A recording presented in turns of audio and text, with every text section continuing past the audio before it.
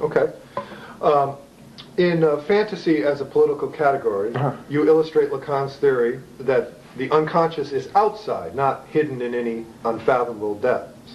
As an example, you suggest that the differences in how German, French, and U.S. toilets are constructed reveal different cultural relations to bodies and excrement.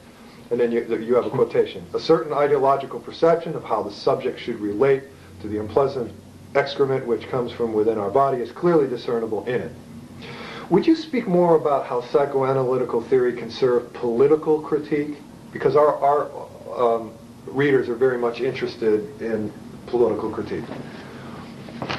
First, let me, if I may return to precisely to this example of toilets and so on. Right. I don't think it's just an example, because I think I quote in the same paragraph, I refer to Lacan himself, who clearly states that, ironically, but I think nonetheless truthfully, that one of the definitions, possible definitions of man, when did animals turn human, is when the problem was what to do with excrement.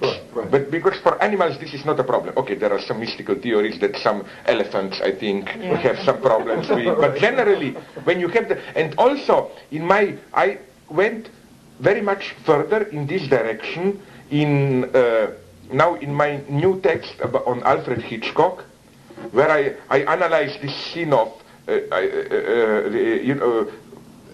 the scene which brings most satisfaction, maybe, from Psycho, Norman Bates cleaning the bathroom, yes. And then that the only trace that is left there is precisely a small piece of paper in the toilet.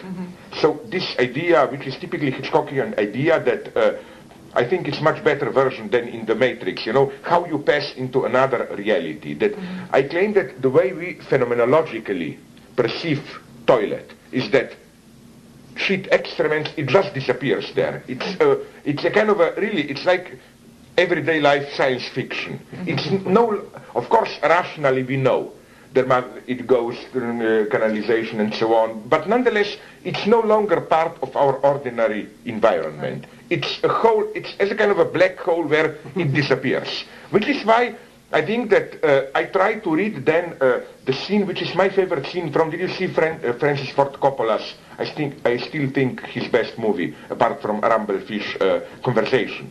You remember that scene towards the end, Gene Hackman inspecting an empty hotel room, and then when he presses the flush button on the toilet, then, all this blood comes back. This is, in a way, the ultimate horror, that what you thought, it's a way that it comes, it's really like from alternative reality, some unspeakably horrible objects returning. So again, this wasn't a neutral example. Now, if you go to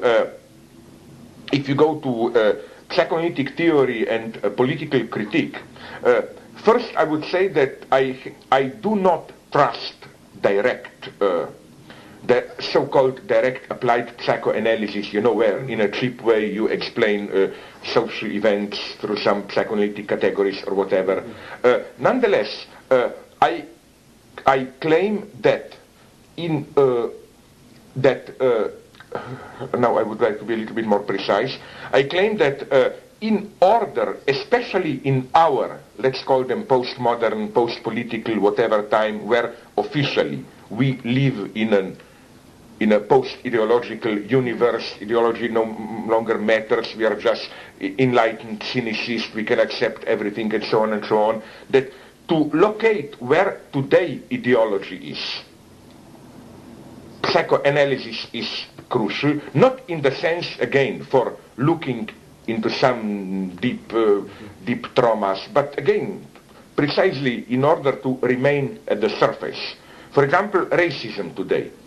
Of course, officially, we tend to be more or less enlightened, but I claim that the crucial way that racism nonetheless survives today is precisely at the level of daily practices of this, like nothing against the blacks, but they smell bad, there's music disturbing, this daily texture where some details annoys you, and at this level of jouissance, disgust, or whatever, at this level which is very material, almost physical, I think that, again, phenomena like racism, sexism, and so on have to be analyzed at this level.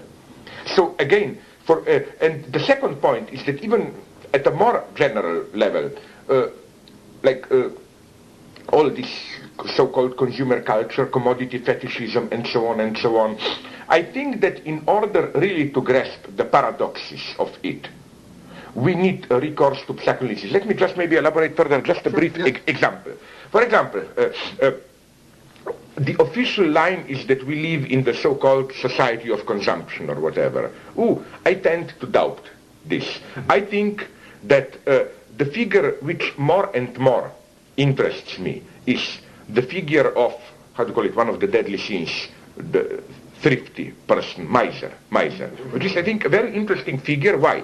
Because usually our representation of desire is something which explodes, goes over the barrier, and then ethics is ethics of moderation. No, I don't know, my wild transgressive desire is whatever, to have sex till I drop unconscious, to kill someone to the end, to eat as a pig, and so on. And then civilization is supposed to be no, you must learn to stop, and so on. But the nice paradox of the miser is that he makes, how should I put it, an excess out of moderation itself.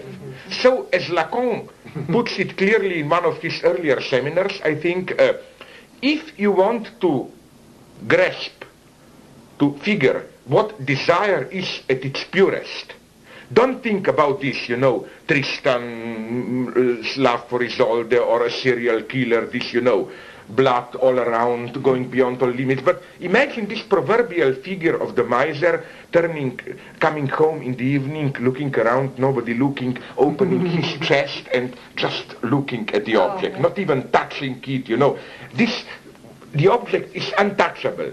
There is always some kind of impotence linked to desire, in the sense of, I have it, it is of no use to me, you maintain a respectful distance.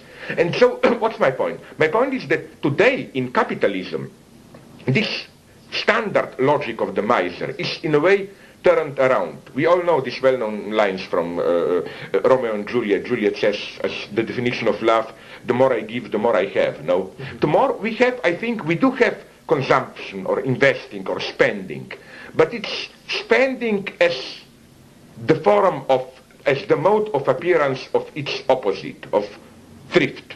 In the sense of, just think about, for example, about publicity, how it addresses us today.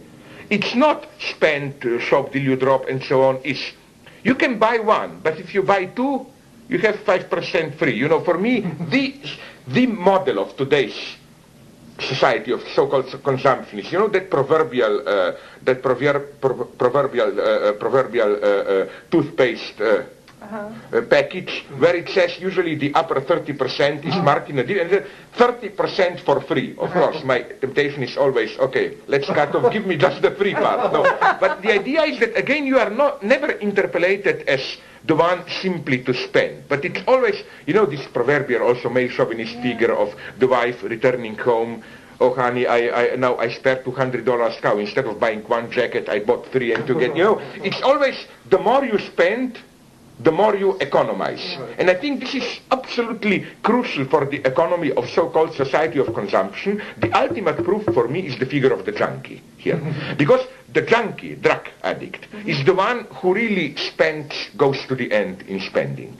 Which is why I think we are so afraid today, which is why for us today the junkie is the ultimate figure that we all fear. Because with him, it is this pure expenditure. He is the true subject of consumption. And which is why, again, precisely today, he is the ultimate threat, while, as we all know, it wasn't, let's say, 100 years ago.